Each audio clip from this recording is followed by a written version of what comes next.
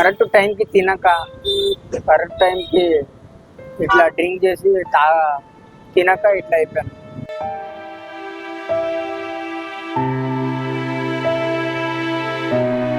నా ఫ్రెండ్స్ దగ్గర కానీ ఎందుకు ఇంకెవరి దగ్గర ఉండొచ్చు కదా. ఉండొచ్చు కాదనట్లే, కాకపోతే ఇక అడిగి అలసిపోయినా. అంటే అంటే ఎవరు హెల్ప్ చేయట్లేదు.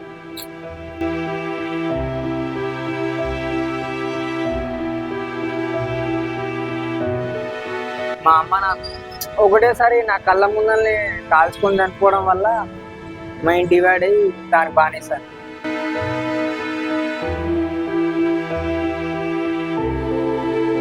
తెలియదు, నేను లాస్ట్ సినిమా ఎస్ఎంఎస్ చేసేటప్పుడు నేను పెద్దగా ఉన్నా, వచ్చే వరకు కాల్చుకొని చనిపోయారు. చనిపోయినాక కళ్ళారా చూసినాక నాకు ఒక 3 నెలల దాకా పిచ్చోడిని అయిపోయిన తర్వాత ఇక ఏం చేయాలో అర్థం కాక పదే పదే గుర్తుకొస్తుంది చెప్పేసి దీనికి అలవాటు.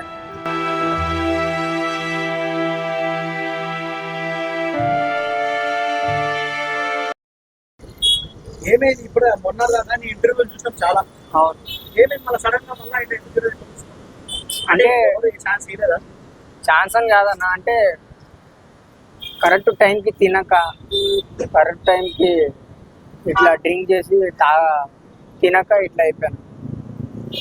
అంటే ఇప్పుడు చాలా మంది ఛానల్స్ వరకు ఇచ్చారు కదా. అవును. సో ఆ ఛానల్ వీడియో చూసి దీన్ని ఎవరైనా డైరెక్టర్స్ కానీ ఎవరు మళ్ళీ ఛాన్స్ ఇవ్వడం కానీ నేను కొంచెం హెల్ప్ అంటే కాంటాక్ట్ ఉండాలంటే ఫస్ట్ నేను ఫోన్ యూజ్ చేయాలి కదా. ఫోన్ అలాంటిది ఏం లేదు.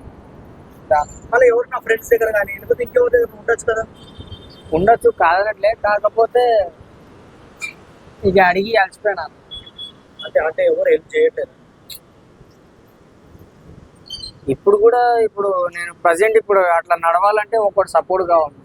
ఏమైంది గవర్నమెంట్ కాళ్ళు పిక్కలు పట్టేసినాయి, దానివల్ల గవర్నమెంట్ హాస్పిటల్కి వెళ్ళొచ్చు కానీ ఒకడు కావాలి కదా షూరిటీ. అంటే నాకేమైనా అయితే ప్రజెంట్ చూసుకునేది, అలాంటి వాళ్ళు ఎవరు లేక గమ్మున. మరి మీ పేరెంట్స్ పేరెంట్స్ ఉన్నారో నాకు, కానీ ఇంటికి పోండి మళ్ళీ వాళ్ళకి బాధ పెట్టదు. ఏదైనా ఇప్పుడు నీ పరిస్థితి మాత్రమే బాధ. నువ్వు కొంచెం వాళ్ళ దగ్గరికి పోయి ఏంటంటే ప్రజెంట్ కోరుకో, నువ్వు ఇంకొక లైఫ్ స్టార్ట్ చేయడానికి కొంచెం కోరుకో. తర్వాత నువ్వు ఎట్లా వాళ్ళకి ఏదైనా మంచిగా వచ్చినట్టు మళ్ళీ చేయగలుగుతావు. ఏంటంటే నువ్వు కోలుకోవడం. ఇప్పుడు ఒక సొంత తల్లిదండ్రులు వాళ్ళు ఒక కొడుకు ఇట్టున్నారంటే వాళ్ళకి ఎంత బాధ అనిపిస్తుంది. అమ్మ నాన్న లేరు రావడం వాళ్ళకి సంతోషం. ఇట్టున్న సమస్య కాదు. చనిపోయారు చిన్నప్పుడు, నేను చిన్నగా ఉన్నప్పుడే చనిపోయారు. బంధువులు ఎవరు లేరా? తెలిసిన బంధువులు చిన్నమ్మ వాళ్ళు ఎక్కడ వాళ్ళ దగ్గర ఉంటారు. ఎస్ అన్నారు. వెళ్తావా? ఇంటికి వెళ్తావా ఎప్పుడైనా? పోటు. వాళ్ళ హాస్పిటల్కి వెళ్ళా? అసలు నేను ఇంటికి పోను కదా. వెళ్ళి హాస్పిటల్కి వెళ్ళి రికవర్ అయ్యి మంచి మళ్ళీ సినిమాలు ట్రై చేయొచ్చు కాదనట్లే, కానీ ఫస్ట్ ఆఫ్ ఆల్ నాకు హాస్పిటల్లో తీసుకోపోయి మనకు ఒకడు ఉండాలి కదా తోడు. బాబాయ్ లేరా? బాబాయ్ తీసుకెళ్ళమని చెప్పచ్చు. నేను పోను, ఇంటికి పోను. హాస్పిటల్కి నాకు చూడరు కూడా. ఫ్రెండ్స్ ఉన్నారు కానీ అందరు వర్క్ పోయాడు.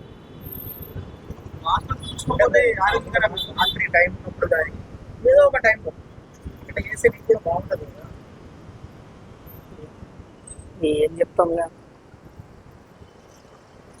ఎందుకంటే ఇప్పుడు ఇట్లా ఉండడం వల్ల ఏమవుతుందంటే రోజు రోజుకు హెల్త్ ఇంకా ఖరాబ్ అవుతుంటుంది కదా. అవును కరలో ఒకరు ఓకే ఈ రోజు నీకు ఆ పెయిన్ ఇట్లా ఉండడం వల్ల, పెయిన్ అట్టే ఉండడం వల్ల దానికి ఇంకా ఎఫెక్ట్ కావచ్చు, నీ హెల్త్ ఇంకా ఏదైనా ఎఫెక్ట్ కావచ్చు, ఇంకా ప్రాబ్లం అవుతుంది కదా. నేను గుర్తుపడుతున్నారా బయట ఇంటి తర్వాత మస్తు మంది రవాణాకి వెళ్ళి రాలేదు. ఫస్ట్ ఆఫ్ ఆల్ నేను పోవట్లేదు ఇక. అంటే పోతే నీకు కూడా ఒక లైఫ్ చేంజ్ ఉంటుంది. ఎందుకంటే ఎన్ని రోజులు నీకు ఒక మంచి జీవితం సినిమాలో ఉన్నది, నీకు మంచి జీవితం దాని నుంచి ఇప్పుడు ఇట్లా మరి ఒక్కసారి నువ్వు ఆలోచించు. జీవితం ఇంకా మళ్ళీ మంచిగా కావాలి. ఎందుకంటే ఇంతమంది నువ్వు ఇట్లా ఉండడం వల్ల నీకు నచ్చుతుంది అసలు.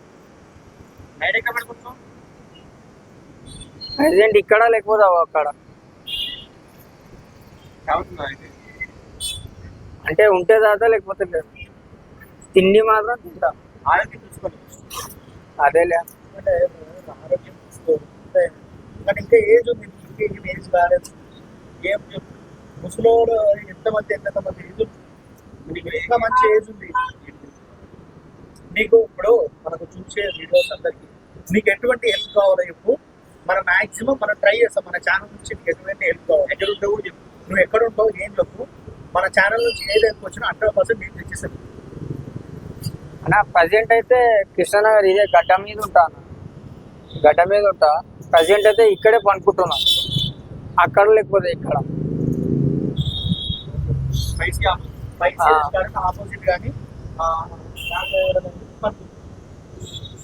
సరే నీకు ప్రజల తరపు నుంచి ఎటువంటి సహాయం కావాలి ఏముందన్న, నా హెల్త్ బాగుంటే చాలా.